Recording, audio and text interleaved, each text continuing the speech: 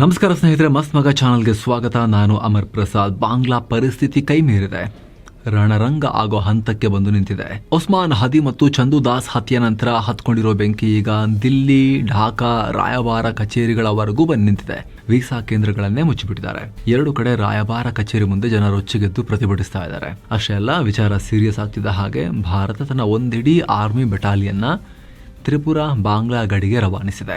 Social ಮೀಡಿಯಾದಲ್ಲಿ ಜನ surgical strike ಮಾಡ್ರಿ, ಯುದ್ಧ ಮಾಡ್ರಿ, ಇವ್ರಿಗೆ ಸರಿ ಪಾಠ ಕಲಿಸ್ರಿ ಅನ್ನೋ ಆಕ್ರೋಶ ಹೊರ ಹಾಕ್ತಿದ್ದಾರೆ. ಬಾಂಗ್ಲಾದವರು ಕೂಡ ಅಷ್ಟು ಸುಲಭ ಅಂತ ಅನ್ಕೊಂಡಿದ್ದೀರಾ?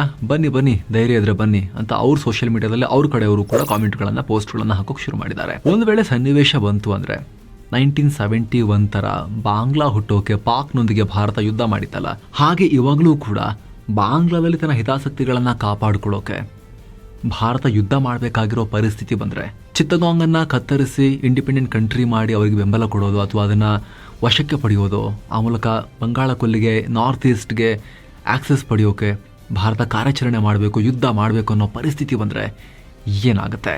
ಭಾರತದ ಮುಂದೆ ಬಾಂಗ್ಲಾ ಸೇನೆ ಆನೆ ಮುಂದೆ ಇರುವೆ ಅನ್ನೋದು ಎಲ್ರಿಗೂ ಗೊತ್ತು. ಆದರೆ ಯುದ್ಧ ಅಂತ ಬಂದರೆ ಕೇವಲ ನಂಬರ್ಸ್ ಅಷ್ಟೇ ಮ್ಯಾಟರ್ ಆಗಲ್ಲ. ಬಾಂಗ್ಲಾದೇಶಕ್ಕೆ ಇರೋ ಒಂದೇ ಒಂದು ಧೈರ್ಯ ಅಂದರೆ ಅದು ಚೀನಾ ಕೊಟ್ಟಿರೋ ಶಸ್ತ್ರಾಸ್ತ್ರ. ಆದರೆ ಅಸಲಿಗೆ ಆ ಚೀನಾ ಸಾಮಾನುಗಳು ಭಾರತದ ಅಸ್ತ್ರಗಳ ಮುಂದೆ ಎಷ್ಟೊತ್ತು ನಿಲ್ತವೆ? ಭಾರತದ ರಫೈಲ್ ಮುಂದೆ ಬಾಂಗ್ಲಾದ ಯುದ್ಧ ವಿಮಾನಗಳು ಟೇಕ್ ಆಫ್ ಆಗೋಕೆ ಸಾಧ್ಯನಾ? ಸಮುದ್ರದಲ್ಲಿ ಅವರ ಕಥೆ ಏನು? ಅತ್ಯಂತ ಮುಖ್ಯವಾಗಿ ಬಾಂಗ್ಲಾದೇಶ ಭೌಗೋಳಿಕವಾಗಿ ಭಾರತದ ಒಳಗಡೆ ಸಿಕ್ಕಾಕೊಂಡಿದೆ. ಸುತ್ತ ಭಾರತ ಅವ್ರನ್ನ ಕವರ್ ಆಗಿದೆ. ಭಾರತದ ಕಂಕುಳಲ್ಲಿ ಸಿಕ್ಕಾಕೊಂಡಿದ್ದಾರೆ ಅವರು. ಇದು ಯುದ್ಧದ ವೇಳೆ ನಮಗೆ ಅಡ್ವಾಂಟೇಜ್ ಆಗುತ್ತಾ, ಅಥವಾ ಸಿಲಿಗುರಿ ಕಾರ್ಡ್ ಅಥವಾ ಚಿಕನ್ ನೆಕ್ ಪ್ರದೇಶ ನಮಗೆ ಸೂಕ್ಷ್ಮವಾಗಿ ನಮಗೆ ಕಾಡುತ್ತಾ? ಈ ಹೈ ವೋಲ್ಟೇಜ್ ಎಪಿಸೋಡ್ನಲ್ಲಿ ಅಂಕಿ ಅಂಶಗಳ ಸಮೇತ ಕಂಪ್ಲೀಟ್ ರಿಯಾಲಿಟಿ ಚೆಕ್ ಮಾಡೋಣ. ಕಡೆ ತನಕ ಮಿಸ್ ಮಾಡದೆ ನೋಡಿ ಸ್ನೇಹಿತರೆ. ಹಾಗೆ ಎಲ್ಲ ಮೆಂಬರ್ ಓನ್ಲಿ ವಿಡಿಯೋಸನ್ನು ನೀವು ಕೂಡ ನೋಡೋಕೆ ವಿಡಿಯೋ ಕೆಳಗಿರೋ ಜಾಯಿನ್ ಆಪ್ಷನ್ ಮೂಲಕ ಮಸ್ತ್ ಮಗ ಪ್ರೀಮಿಯಂ ಮೆಂಬರ್ಶಿಪ್ ಕುಟುಂಬವನ್ನು ಸೇರಬಹುದು. ಆನೆ ಮತ್ತು ಇರುವೆ. ಮೊದಲಿಗೆ ಬಿಗ್ ಪಿಕ್ಚರ್, ದೊಡ್ಡ ನಂಬರ್ಸ್. ಜಗತ್ತಿನ ಎಷ್ಟೋ ರಾಷ್ಟ್ರಗಳ ಮಿಲಿಟರಿ ಶಕ್ತಿಯನ್ನು ಅಳೆಯೋ ಗ್ಲೋಬಲ್ ಫೈರ್ ಪವರ್ ಇಂಡೆಕ್ಸ್ 2025 ಪ್ರಕಾರ ಭಾರತ ಜಗತ್ತಿನ 4ನೇ ಅತಿ ದೊಡ್ಡ ಬಲಿಷ್ಠ ಸೇನೆಯನ್ನು ಹೊಂದಿದೆ. 4th most powerful military. America, Russia, China ಬಿಟ್ರೆ ಇರೋದು ಭಾರತವೇ. ಅದೇ ಬಾಂಗ್ಲಾದೇಶ ಎಲ್ಲಿದೆ ಗೊತ್ತಾ? 35ನೇ ಸ್ಥಾನದಲ್ಲಿದೆ. ಇನ್ನು ಯುದ್ಧಕ್ಕೆ ಬೇಕಾಗಿರೋದು ದುಡ್ಡು, ಬಜೆಟ್. ಭಾರತದ ಡಿಫೆನ್ಸ್ ಬಜೆಟ್ $75 ಬಿಲಿಯನ್, ಅಂದ್ರೆ ನಮ್ಮ ರೂಪಾಯಿ ಲೆಕ್ಕದಲ್ಲಿ 7 ಲಕ್ಷ ಕೋಟಿ ರೂಪಾಯಿ. ಅದೇ ಬಾಂಗ್ಲಾದೇಶದ ಬಜೆಟ್ $4.3 ಬಿಲಿಯನ್. ಸಿಂಪಲ್ ಆಗಿ ಹೇಳಬೇಕು ಅಂದ್ರೆ, ನಮ್ಮ ಸೇನೆಗೆ ನಾವು ಖರ್ಚು ಮಾಡೋ ದುಡ್ಡು ಅವರ ಇಡೀ ದೇಶದ ಆರ್ಥಿಕತೆಯ ಬಹುದೊಡ್ಡ ಭಾಗದಷ್ಟಿದೆ. ಅಂದ್ರೆ ಆರ್ಥಿಕವಾಗಿ ಮತ್ತು ರ್ಯಾಂಕಿಂಗ್ ನಲ್ಲಿ ಹೋಲಿಕೆ ಮಾಡೋದು ಆನೆ ಮುಂದೆ ಇರುವೆ ನಿಲ್ಲಿಸಿದ ಹಾಗೆ. ಭೂಸೇನೆಯ ಬಲ. ಈಗ ಗ್ರೌಂಡ್ ರಿಯಾಲಿಟಿ. ಭೂಸೇನೆ ಅಥವಾ ಆಮೆ ಭಾರತದ ಹತ್ತಿರ 14.5 ಲಕ್ಷಕ್ಕೂ ಅಧಿಕ ಸಕ್ರಿಯ ಸೈನಿಕರಿದ್ದಾರೆ, ಆಕ್ಟಿವ್ ಪರ್ಸನಲ್. ಅಷ್ಟೇ ಅಲ್ಲ, ಯಾವಾಗ ಬೇಕಾದರೂ ಕರೆದ್ರೆ ಬರೋಕೆ 11 ಲಕ್ಷ ರಿಸರ್ವ್ ಫೋರ್ಸ್ ಇದೆ. ಆದರೆ ಬಾಂಗ್ಲಾ ಹತ್ರ ಇರೋದು ಕೇವಲ 1.6 ಲಕ್ಷ ಸೈನಿಕರು. ರಿಸರ್ವ್ ಫೋರ್ಸ್ ಅನ್ನೋದು ಅವರ ಹತ್ರ ಆಲ್ಮೋಸ್ಟ್ ಇಲ್ಲವೇ ಇಲ್ಲ. ಯುದ್ಧ ಭೂಮಿಯಲ್ಲಿ ಗೇಮ್ ಚೇಂಜ್ ಮಾಡೋದು ಟ್ಯಾಂಕ್ಗಳು. ಇಲ್ಲಿ ಅಸಲಿ ವ್ಯತ್ಯಾಸ ಬರುತ್ತೆ. ಭಾರತದ ಬಳಿ ಬರೋಬ್ಬರಿ 4200ಕ್ಕೂ ಅಧಿಕ ಯುದ್ಧ ಟ್ಯಾಂಕ್ಗಳಿವೆ. ಅದರಲ್ಲಿ ರಷ್ಯನ್ ನಿರ್ಮಿತ T-90 ಭೀಷ್ಮ ಮತ್ತು ನಮ್ಮದೇ ಆದ ಅರ್ಜುನ್ MK-1A ಟ್ಯಾಂಕ್ಗಳಿವೆ. T-90 ಎಂಥ ಟ್ಯಾಂಕ್ ಅಂದರೆ ಇದರ ಲೇಸರ್ ಗೈಡೆಡ್ ಮಿಸೈಲ್ ಸಿಸ್ಟಮ್ ಶತ್ರುಗಳನ್ನ ಹುಡುಕಿ ಹೊಡೆಯುತ್ತೆ. ರಾತ್ರಿ ಕೂಡ ಹಗಲಿನಷ್ಟೇ ನಿಖರವಾಗಿ ದಾಳಿ ಮಾಡೋ ಕೆಪಾಸಿಟಿ ಇದೆ. ಅದೇ ಬಾಂಗ್ಲಾ ಹತ್ರ ಇರೋದು ಕೇವಲ 300ರಿಂದ 320 ಟ್ಯಾಂಕ್ಗಳು. ಅದರಲ್ಲೂ ಬಹುಪಾಲು ಟೈಪ್ 59 ಮತ್ತು ಟೈಪ್ 69 ಅನ್ನೋ ಹಳೆಯ ಟ್ಯಾಂಕ್ಗಳು. ಇವು ಚೀನಾ ಕೊಟ್ಟಿರೋ ಗುಜರಿ ಸಾಮಾನಂದ್ರೂ ತಪ್ಪಾಗಲ್ಲ. ಇವುಗಳ ಟೆಕ್ನಾಲಜಿ ಹಳೆ ಕಾಲದ್ದು, ಕೋಲ್ಡ್ ವಾರ್ ಎರಾ. ಭಾರತದ ಭೀಷ್ಮ ಟ್ಯಾಂಕ್ಗಳ ಮುಂದೆ ಇವು ಆಟ ಸಾಮಾನುಗಳು. ಒಂದು ಏಟು ಬಿದ್ರೆ ಇವು ಸುಟ್ಟು ಕರಕಲಾಗ್ತವೆ. ಇನ್ನು ಆರ್ಟಿಲರಿ ಅಥವಾ ಫಿರಂಗಿಗಳ ವಿಚಾರಕ್ಕೆ ಬಂದ್ರೆ, ಪಿನಾಕ ರಾಕೆಟ್ ಲಾಂಚರ್ ನಮ್ದು ಮತ್ತು K9 ವಜ್ರ ಹಾವಿಟ್ಸರ್ಗಳ ಮುಂದೆ ಬಾಂಗ್ಲಾ ಹತ್ರ ಉತ್ತರನೇ ಇಲ್ಲ. ಪಿನಾಕ ಸಿಸ್ಟಮ್ ಒಂದೇ ಸಲಕ್ಕೆ ಡಜನ್ ಗಟ್ಟಲೆ ರಾಕೆಟ್ ಹಾರಿಸಿ ಇಡೀ ಪ್ರದೇಶವನ್ನ ಭಸ್ಮ ಮಾಡಬಲ್ಲದು. ಆಕಾಶದಲ್ಲಿ ಯಾರದ್ದು ಆಟ? ಈಗ ಬರೋಣ ಮೋಸ್ಟ್ ಇಂಪಾರ್ಟೆಂಟ್ ಪಾರ್ಟ್ಗೆ. ಮಾಡರ್ನ್ ಯುದ್ಧಗಳು ಗೆಲ್ಲೋದು ಭೂಮಿ ಮೇಲಲ್ಲ, ಆಕಾಶದಲ್ಲಿ. ಏರ್ ಸುಪೀರಿಯಾರಿಟಿ ಯಾರ ಹತ್ರ ಇರುತ್ತೋ ಅವರೇ ಗೆಲ್ಲೋದು. ಇಲ್ಲಿ ಭಾರತದ ನಂಬರ್ಸ್ ನೋಡಿ ಎದೆ ಜಲ್ ಅನ್ನುತ್ತೆ ಅವರಿಗೆ. ಭಾರತದ ಹತ್ತಿರ ಒಟ್ಟು 2230ಕ್ಕೂ ಅಧಿಕ ಮಿಲಿಟರಿ ಏರ್ ಕ್ರಾಫ್ಟ್ಸ್ ಇವೆ. ಅದರಲ್ಲಿ 500ಕ್ಕೂ ಅಧಿಕ ಫೈಟರ್ ಜೆಟ್ಸ್ ಇವೆ. ನಮ್ಮ ಹತ್ರ ಇರೋದು ರಫೈಲ್ 4.5 ಜನರೇಷನ್ದು, Sukhoi Su-30 MKI air superiority fighters ಮತ್ತು ನಮ್ಮದೇ ಆದ ತೇಜಸ್ ಮುಖ್ಯವಾಗಿ. ಹಾಗೆ ಮಿರಾಜ್ 2000 ಸೇರಿ ಇತರ ವಿಮಾನಗಳು ಕೂಡ ಇದಾವೆ. ರಫೇಲ್ ಬಗ್ಗೆ ನಿಮಗೆ ಗೊತ್ತೇ ಇದೆ. ಅದರ ರೇಂಜ್, ಅದರ ರೇಡಾರ್ ಸಿಸ್ಟಮ್ ಮತ್ತು ಅದು ಹೊತ್ತೊಯ್ಯೋ ಮೀಟಿಯೋರ್ ಮತ್ತು ಹ್ಯಾಮರ್ ಮಿಸೈಲ್ಗಳಿಗೆ ಬಾಂಗ್ಲಾ ಹತ್ರ ಉತ್ತರನೇ ಇಲ್ಲ. ಬಾಂಗ್ಲಾ ಹತ್ರ ಇರೋದು ಕೇವಲ 40-42 ಫೈಟರ್ ಜೆಟ್ಸ್. ಅದರಲ್ಲೂ ಅವರ ಮೇನ್ ಅಸ್ತ್ರ ಅಂದ್ರೆ MiG-29. ಇದು ಪರವಾಗಿಲ್ಲ, ಒಳ್ಳೆಯ ಫೈಟರ್. ಆದ್ರೆ ನಮ್ಮ ರಫೇಲ್ ಅಥವಾ ಸುಖೋಯ್ ಮುಂದೆ ನಿಲ್ಲಕ್ಕಾಗಲ್ಲ. ಉಳಿದಂತೆ ಅವರ ಹತ್ರ ಇರೋದು ಚೀನಾದ ಚೆಂಗ್ಡು F7. ಇದು ಹಳೆಯ MiG-21 ನ ಚೈನಾ ಕಾಪಿ. ಇದನ್ನ ಹಾರಿಸುವುದೇ ರಿಸ್ಕ್ ಅಂತಾರೆ ಎಕ್ಸ್ಪರ್ಟ್ಸ್. ಇಲ್ಲಿ ಇನ್ನೊಂದು ಇಂಟ್ರೆಸ್ಟಿಂಗ್ ವಿಚಾರ ಇದೆ. ಮಿಲಿಟರಿ ಭಾಷೆಯಲ್ಲಿ ಸ್ಟ್ರಾಟಜಿಕ್ ಡೆಪ್ತ್ ಅಂತ ಕರೀತಾರೆ. ಅಂದ್ರೆ ಯುದ್ಧ ಆದಾಗ ನಮ್ಮ ವಿಮಾನಗಳನ್ನ ಬಚ್ಚಿಡೋಕೆ ಅಥವಾ ಟೇಕ್ ಆಫ್ ಆಗೋಕೆ ಜಾಗ ಇರಬೇಕು. ಭಾರತದ ವಿಸ್ತಾರ ನಿಮಗೆ ಗೊತ್ತೇ ಇದೆ. ನಮ್ಮ ಏರ್ ಬೇಸ್ಗಳು ದೇಶದ ಮೂಲೆ ಮೂಲೆಯಲ್ಲಿವೆ. ಆದ್ರೆ ಬಾಂಗ್ಲಾದೇಶ ಆ ದೇಶದ ವಿಸ್ತೀರ್ಣನೇ ಕಮ್ಮಿ. ಅವರ ಯಾವುದೇ ಏರ್ಬೇಸ್ನಿಂದ ವಿಮಾನ ಟೇಕ್ ಆಫ್ ಆದ ತಕ್ಷಣ ಪತ್ತೆ ಹೆಚ್ಚೋ ಸಾಮರ್ಥ್ಯ ರಡಾರ್ಗಿದೆ. ಅಲ್ಲಿಂದಲೇ ಹೊಡೆದು ಬಿಡಬಹುದು ನಮ್ಮ ಏರ್ ಡಿಫೆನ್ಸ್ ಸಿಸ್ಟಮ್ಗಳ ಮೂಲಕ. ಆಕಾಶದಲ್ಲಿ ಸಂಚರಿಸೋಕೆ ಜಾಗನೇ ಇಲ್ಲ ಅವರಿಗೆ, ಲಿಮಿಟೆಡ್ ಏರ್ ಸ್ಪೇಸ್ ಇದೆ. ಅಷ್ಟೇ ಅಲ್ಲ, ನಮ್ಮ ಹತ್ರ S-400 ನಂತ ಜಗತ್ತಿನ ಶ್ರೇಷ್ಠ ಏರ್ ಡಿಫೆನ್ಸ್ ಸಿಸ್ಟಮ್ ಇದೆ. ನಾವು ಬಾರ್ಡರ್ ನಲ್ಲಿ S-400 ಆನ್ ಮಾಡಿದ್ರು ಸಾಕು, ಬಾಂಗ್ಲಾದ ಯಾವುದೇ ಮೂಲೆಯಲ್ಲಿ ಏರ್ ಕ್ರಾಫ್ಟ್ಗಳು ಟೇಕ್ ಆಫ್ ಆದ ತಕ್ಷಣ ಹೊಡೆದಾಕ್ಬೋದು. ಸೊ ಆಕಾಶದಲ್ಲಿ ಬಾಂಗ್ಲಾ ಕತೆ ಮುಗೀತು. ನೌಕಾಪಡೆ ಸಮುದ್ರದಲ್ಲಿ ಸಿಕ್ಕಿಬಿದ್ರೆ ಬಾಂಗ್ಲಾ ಕತೆ ಫಿನಿಶ್.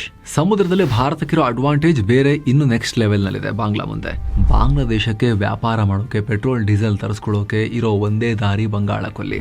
ಭಾರತದ ಹತ್ತಿರ 2 ಏರ್ಕ್ರಾಫ್ಟ್ ಕ್ಯಾರಿಯರ್ಸ್ ಇವೆ, INS ವಿಕ್ರಾಂತ್ ಮತ್ತು ವಿಕ್ರಮಾದಿತ್ಯ. ಬಾಂಗ್ಲಾ ಹತ್ರ 0. ನಮ್ಮ ಹತ್ರ ನ್ಯೂಕ್ಲಿಯರ್ ಸಬ್ಮರೀನ್ ಸೇರಿ 18ಕ್ಕೂ ಅಧಿಕ ಜಲಾಂತರ್ಗಾಮಿಗಳಿದಾವೆ. ಬಾಂಗ್ಲಾ ಹತ್ತಿರ ಚೀನಾ ಕೊಟ್ಟಿರೋ ಕೇವಲ 2 ಹಳೆಯ ಮಿಂಗ್ ಕ್ಲಾಸ್ ಸಬ್ಮರೀನ್ಸ್ ಇವೆ. ಯುದ್ಧ ಶುರುವಾದ್ರೆ ಇಂಡಿಯನ್ ನೇವಿ ಮಾಡೋದು ಇಷ್ಟೇ, ಬಾಂಗ್ಲಾದೇಶದ ಕಡಲ ಗಡಿಯನ್ನ ಬ್ಲಾಕ್ ಮಾಡೋದು, ನೇವಲ್ ಬ್ಲಾಕೇಡ್. ಹೀಗ್ ಮಾಡಿದ್ರೆ ಬಾಂಗ್ಲಾಗೆ ಒಂದೇ ಒಂದು ಹನಿ ಪೆಟ್ರೋಲ್, ಡೀಸೆಲ್ ಅಥವಾ ಗ್ಯಾಸ್ ಸಿಗಲ್ಲ. ಬೇರೆ ರಾಷ್ಟ್ರಗಳಿಂದ ಬರೋ ಆಹಾರ, ಔಷಧಿ ಎಲ್ಲವೂ ಬಂದಾಗತ್ತೆ. ಒಂದು ಗುಂಡನ್ನ ಹಾರಿಸ್ದೇನು ಕೇವಲ ಸಪ್ಲೈ ಕಟ್ ಮಾಡಿ ಅವ್ರನ್ನ ಮಂಡಿಯೂರೋ ರೀತಿ ಮಾಡಬಹುದು ಭಾರತ. ಇದನ್ನ ಎಕನಾಮಿಕ್ ಸ್ಟ್ರ್ಯಾಂಗುಲೇಷನ್ ಅಂತಾರೆ. ಬ್ರಹ್ಮೋಸ್, ಬ್ರಹ್ಮಾಸ್ತ್ರ. ಎಸ್, ಇನ್ನು ಮಿಸೈಲ್ಗಳ ವಿಚಾರಕ್ಕೆ ನಾವು ಬಂದೇ ಇರಲಿಲ್ಲ. ಭಾರತ ಮಿಸೈಲ್ಗಳ ವಿಚಾರದಲ್ಲಿ global super power. Missile technology ಮತ್ತು ಅಣ್ವಸ್ತ್ರ ಇಲ್ಲಿ ಕಂಪ್ಯಾರಿಸನ್ ಇಲ್ಲ. ನಮ್ಮ ಹತ್ರ ಸುಮಾರು 170ಕ್ಕೂ ಅಧಿಕ ಅಣ್ವಸ್ತ್ರಗಳಿವೆ. ಬಾಂಗ್ಲಾ ಹತ್ರ 0. ಅವರು ಅಣ್ವಸ್ತ್ರ ರಾಷ್ಟ್ರ ಅಲ್ಲ.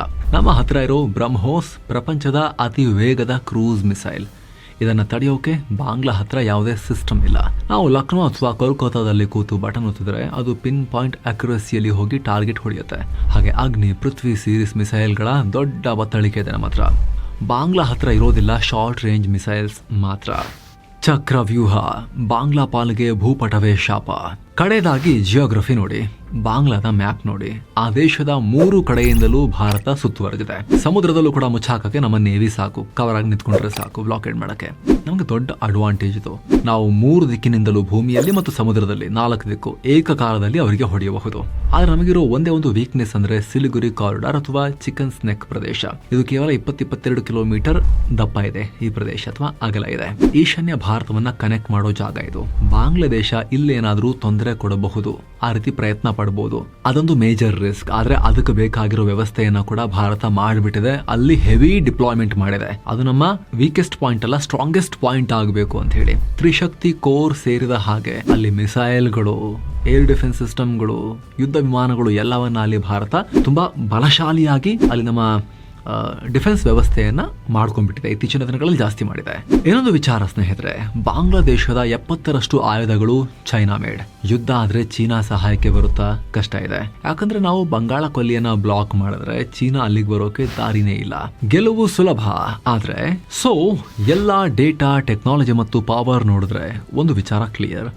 ಮಿಲಿಟರಿಲಿ ಮುಖಾಮುಖಿ ಅಂತ ಬಂದ್ರೆ ಬಾಂಗ್ಲಾದೇಶ ಭಾರತದ ಮುಂದೆ 24 ಗಂಟೆ ಕೂಡ ನಿಲ್ಲಕ್ಕಾಗಲ್ಲ. ಇದು ಅಹಂಕಾರದ ಮಾತಲ್ಲ, ಅಂಕಿಅಂಶಗಳೇ ಹೇಳ್ತಿರೋ ಸತ್ಯ.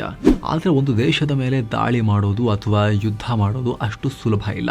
ನಾವು ಬಾಂಗ್ಲಾವನ್ನ ಸೋಲಿಸಬಹುದು, ಆದ್ರೆ ಅದರ ಪರಿಣಾಮ, ಕಾನ್ಸಿಕ್ವೆನ್ಸಸ್, ಯುದ್ಧ ನಡೆದ್ರೆ ಕೋಟಿಗಟ್ಟಲೆ ನಿರಾಶ್ರಿತರು ನುಗ್ತಾರೆ. ಭಾರತದ ಗಡಿ ದಾಟಿ ಈಶಾನ್ಯ ಭಾರತಕ್ಕೆ ನುಗ್ತಾರೆ. ಈಗ ಆಲ್ರೆಡಿ ನುಸುಳುಕೋರರ ಹಾವಳಿ ಜಾಸ್ತಿ ಇದೆ. ಅಕ್ರಮ ವಲಸಿಗರು ತುಂಬಿ ತುಳುಕ್ತಾ ಇದ್ದಾರೆ ಈಶಾನ್ಯ ಭಾರತದಲ್ಲಿ. ಯುದ್ಧ ಆದ್ರೆ ಅದು ಇನ್ನೂ ಕೂಡ ಹೆಚ್ಚಾಗುತ್ತೆ. ನಮಗೆ ಆರ್ಥಿಕ ಪೆಟ್ಟು ಬೀಳುತ್ತೆ, ನ್ಯಾಷನಲ್ ಸೆಕ್ಯೂರಿಟಿಯ ಪೆಟ್ಟು ಬೀಳುತ್ತೆ. ಅದಕ್ಕೆ ಚಾಣಕ್ಯರು ಹೇಳ್ತಾರೆ, ನಿಜವಾದ ಬಲ ಇರೋದು ಯುದ್ಧ ಮಾಡೋದ್ರಲ್ಲ, ಯುದ್ಧ ಮಾಡದೆ ಶತ್ರುವನ್ನ ಪೀಸ್ ಮಾಡೋದ್ರಲ್ಲಿ ಅಥವಾ ಒಳಗಿಂದ ಒಳಗೆ ಕುಸಿಯುವಂತೆ ಮಾಡೋದ್ರಲ್ಲಿ. ಭಾರತಕ್ಕೆ ಬಾಂಗ್ಲಾವನ್ನ ದಾರಿ ತರೋಕೆ ಮಿಸೈಲ್ ಬಿಡೋ ಅವಶ್ಯಕತೆ ಇಲ್ಲ. ಭಾರತ ಸ್ಟ್ರಾಟಜಿಕ್ ಗೇಮ್ ಆಡ್ಬೋದು, ಕವರ್ಟ್ ಆಪರೇಷನ್ ಮಾಡ್ಬೋದು, ಆರ್ಥಿಕತೆಯ ಬಾಣಗಳನ್ನ ಬಿಡಬಹುದು, ರಾಜತಾಂತ್ರಿಕ ಒತ್ತಡವನ್ನ ಹಾಕಬಹುದು. ಅವರು ಒಳಗೊಳಗೆ ಕುಸಿದು ಹೋಗ್ತಾರೆ. ಅವರೆಷ್ಟೇ ಪ್ರೊವೋಕ್ ಮಾಡಿದ್ರು ಭಾರತ ಜಾಸ್ತಿ ಓಪನ್ ಆಗಿ ಮಾತಾಡ್ತಾ ಇಲ್ಲ. ಆದ್ರೂ ಕೂಡ ಅವ್ರು ದಿನಾ ಗಂಟ್ಲು ಹರ್ಕೊಳ್ತಾ ಇದ್ದಾರೆ. ನಮ್ಮೊಳಗೆ ನಡೀತಿರೋ ಎಲ್ಲ ಅಸ್ತವ್ಯಸ್ತ ಪರಿಸ್ಥಿತಿಗೆ, ಎಲ್ಲ ಅಶಾಂತಿಗೆ ವಿದೇಶಿ ಶಕ್ತಿಗಳು ಕಾರಣ ಅಂತ ಭಾರತದ ಕಡೆಗೆ ಬಿಟ್ಟು ಮಾಡ್ತಿರ್ತಾರೆ. ಭಾರತ ಏನು ಸೈಲೆಂಟ್ ಆಗಿದೆ, ಎವಿಡೆನ್ಸ್ ಕೊಟ್ಟು ಮಾತಾಡಿ ಅಂತ ಹೇಳ್ತಾ ಇದೆ. ಸೊ ನಿಮಗೇನ್ ಅನ್ಸುತ್ತೆ? ಭಾರತ ಯುದ್ಧ ಮಾಡಿಕೊಂಡು ಜಾಗತಿಕವಾಗಿ ಯುದ್ಧ ದಾಹಿ ಅಂತ ಅನ್ಸ್ಕೋಬೇಕಾ, ಅಥವಾ ಗುಪ್ತವಾಗಿ ಅವರಿಗೆ ಹೊಡಿಬೇಕಾಗಿರೋ ಕಡೆ ಹೊಡಿಬೇಕಾ, ಒಳಗೊಳಗೆ ಕುಸಿಯೋ ರೀತಿ ಮಾಡ್ಬೇಕಾ? ಅಥವಾ ಇನ್ನೊಂದು ಆಪ್ಷನ್ ಇದೆಯಲ್ಲ, ಬ್ಲಾಕೇಡ್ ಆಫ್ ಬಾಂಗ್ಲಾದೇಶ್. ಭೂಮಿ ಮೂಲಕ ಅಂತೂ ಕವರ್ ಆಗಿದ್ದೇವೆ, ಸಮುದ್ರದಲ್ಲಿ ನಮ್ಮ ನೇವಿಯನ್ನ ಇಟ್ಟು ಅವರನ್ನ ಎಕಾನಾಮಿಕಲಿ ಕಟ್ ಆಫ್ ಮಾಡಿ ಜಗತ್ತಿನಿಂದ ಮಂಡಿಯೂರೋ ರೀತಿ ಮಾಡ್ಬೇಕಾ? ಯಾವ ಆಪ್ಷನ್ ಬೆಸ್ಟ್ ಅಂತ ನಿಮಗನ್ಸುತ್ತೆ? ಅದನ್ನ ಕಾಮೆಂಟ್ ಮಾಡಿ ತಿಳಿಸಿ. ವಿಡಿಯೋ ಇಷ್ಟ ಆಗಿದ್ರೆ ಲೈಕ್ ಮಾಡಿ, ಶೇರ್ ಮಾಡಿ, ಹಾಗೆ ದಯವಿಟ್ಟು ಸಬ್ಸ್ಕ್ರೈಬ್ ಮಾಡಿ ಇಂತಹ ಮತ್ತಷ್ಟು ಇಂಟ್ರೆಸ್ಟಿಂಗ್ ಅನಾಲಿಸಿಸ್ಗಾಗಿ ಮಸ್ತ್ ಮಗ ಚಾನಲ್ಗೆ. ಹಾಗೆ ಸ್ನೇಹಿತರೆ, ಆರಂಭದಲ್ಲೇ ಹೇಳಿದ ಮಸ್ತ್ ಮಗ ಪ್ರೀಮಿಯಂ ಮೆಂಬರ್ಶಿಪ್ ಅನ್ನ ಆಸಕ್ತ ವೀಕ್ಷಕರು ವಿಡಿಯೋ ಕೆಳಗಿರೋ ಜಾಯಿನ್ ಆಪ್ಷನ್ ಮೂಲಕ ಸೇರಬಹುದು. ಆಮೇಲೆ ಎಲ್ಲ ಮೆಂಬರ್ ಓನ್ಲಿ ವಿಡಿಯೋಸ್ ಅನ್ನ ನೋಡೋಕೆ ಶುರು ಮಾಡಬಹುದು. Thank you so much. ಮತ್ತೆ ಭೇಟಿ ಆಗ್ತಿರೋಣ. ನಮಸ್ತೆ.